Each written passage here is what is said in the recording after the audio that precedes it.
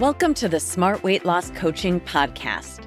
I'm Dr. Lisa Olson, a board-certified weight loss medicine specialist and certified life coach. In this podcast, I'll share fresh insights and effective techniques for incorporating mindset, habit change, and proven science into your life. Are you ready to achieve sustainable weight loss, wellness, and longevity? Then let's jump in and lose weight the smart way.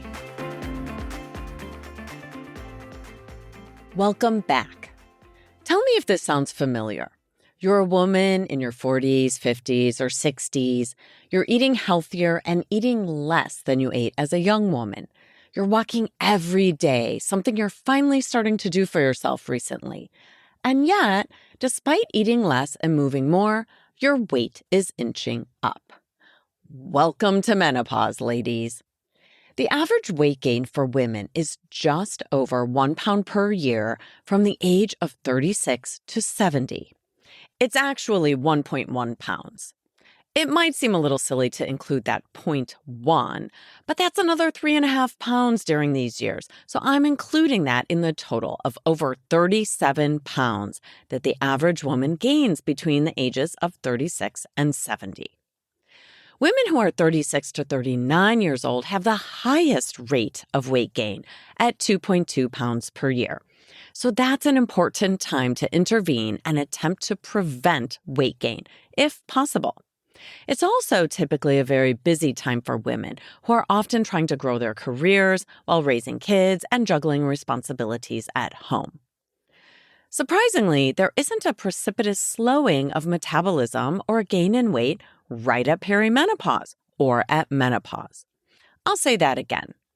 Our metabolism doesn't suddenly crash at menopause. That's what the research tells us. So if the data says we don't suddenly gain weight when our periods stop, why does it feel like it? It's because of the changes we experience in body composition, which means that there's a rise in our body fat percentage and a drop in our lean mass or muscle mass. This increase in fat and decrease in muscle starts in our 40s and continues into our 70s. Once again, aging drives weight gain and menopause drives changes in body composition. There's also a redistribution of body fat with increased central fat. That's the fat around our bellies. If you were one of those women with a flat tummy when you were younger, it's likely that your abdomen has become fuller and more rounded with age. Our waist circumference increases by 1/3 of an inch per year. This is for women. So just imagine that from the age of 45 to 60, that's about 5 inches that will land around our waists. It's not that menopause causes weight gain per se, it's aging that does that. But menopausal hormonal changes contribute to this redistribution of fat into our belly area. In fact, it's not just excess fat under the skin, what we call subcutaneous fat, it's worse. We also see an increase in visceral fat. That's fat tissue surrounding and even infiltrating our internal organs, like our liver. We get into a cycle where the loss of estrogen that happens with menopause increases our visceral or belly fat at the same time that age-related changes are causing muscle mass loss and increased fat mass. Having less muscle means we'll burn fewer calories throughout the day. Have you heard the term resting metabolic rate? That means how many calories we burn at rest. That number decreases with age as our muscle mass decreases. The slower metabolism that women have as they get older is due to having less muscle and a lower resting metabolic rate. But also, we tend to be much less physically active, which means we're burning less energy, fewer calories as we go about our day. All of this contributes to the weight gain in midlife. You might be wondering about my comment that we're less physically active as we get older. If your neighborhood looks anything like mine, you might see a lot of midlife and older women walking in the mornings.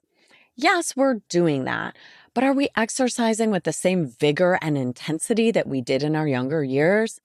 Maybe not.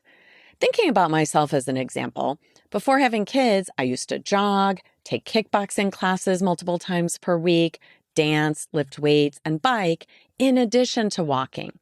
So I guess maybe I am less physically active now than when I was a young woman. How about you?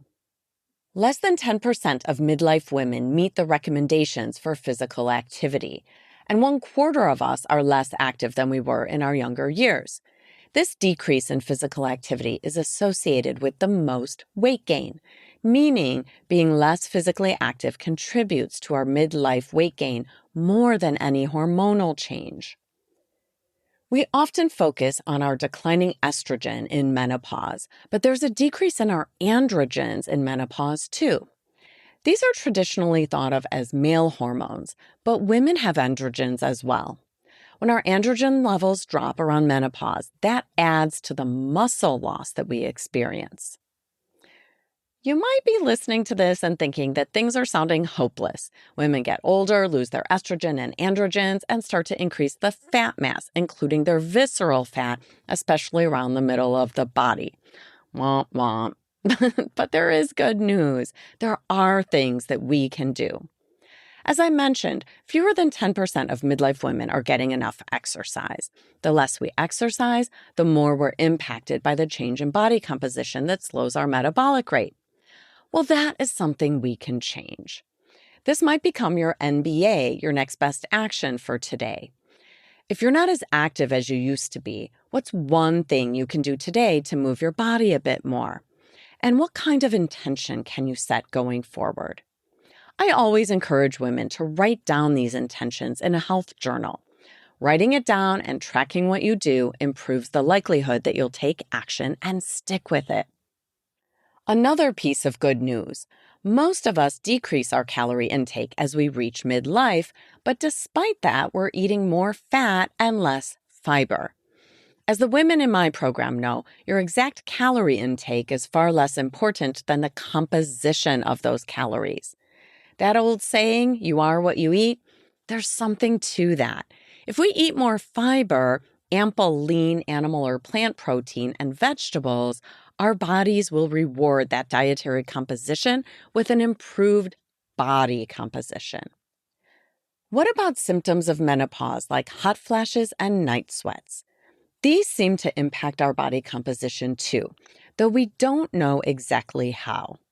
One hypothesis is that when we're having hot flashes and night sweats, we're less likely to get into that deep restorative kind of sleep, and also less likely to want to be physically active.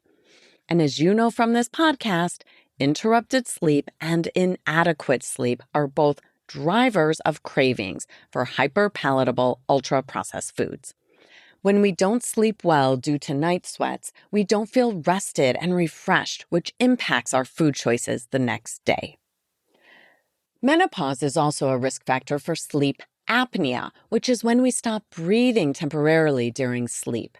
These pauses in our breathing, called apneic pauses, prevent us from achieving that deep, restful, restorative sleep that is critical for our bodies and our brains to function optimally. Let's think for a moment about the bidirectional nature of temperature dysregulation in midlife.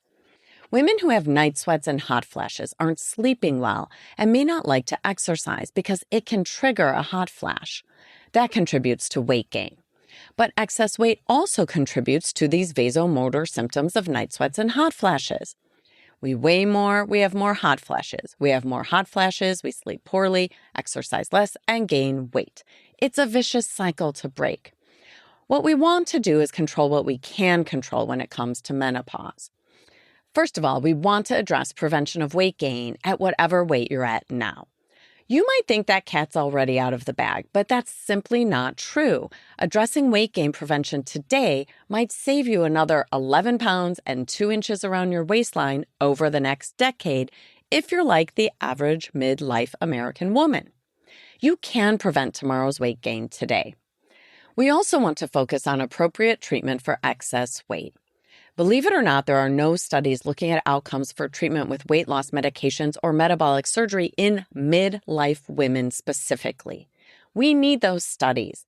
But even without studies specifically addressing outcomes in menopausal women, We know that weight loss medication coupled with intensive lifestyle intervention programs are highly effective interventions to treat excess weight. And of course, I'd be remiss if I didn't encourage you to talk with your healthcare provider about the possibility of hormone replacement to treat menopausal symptoms of hot flashes and night sweats. Hormone replacement therapy can also help prevent cardiovascular disease, which is the biggest killer of women. I recently attended a class where I learned that hormone replacement therapy reduces the risk of cardiovascular or heart disease even more than a statin. That's even more than cholesterol medicines like Lipitor. That's pretty amazing. Back in the 1990s, almost all menopausal women were told to take hormone replacement. Then the pendulum swung the other way, and we feared using hormones for decades. Today, we follow the latest science that tells us there is this reduction in cardiovascular risk and other potential benefits of hormone replacement as well. When we use these meds thoughtfully and look at each woman's risk for certain health outcomes, we can make the right decision for you. To sum up, weight gain with increased abdominal fat is common in midlife women. It's aging that drives weight gain and menopause that drives changes in our body composition. As the prevalence of excess weight in women rises during midlife and beyond, it's important to implement strategic interventions, including prevention of weight gain, treatment of hot flashes and night sweats, and evidence-based treatment of obesity and overweight. Before you go, please don't forget to set your NBA, your next best action for this week. And also, please head over to smartweightlosscoaching.com to register for our fall Women's Wellness Retreat in Lake Geneva, Wisconsin. We have a summer discount available and space is limited. Can't wait to see you there. Thanks so much for listening. If you'd like more support during your smart weight loss journey, check out our group coaching program at smartweightlosscoaching.com. Until next time, stay well and stay smart.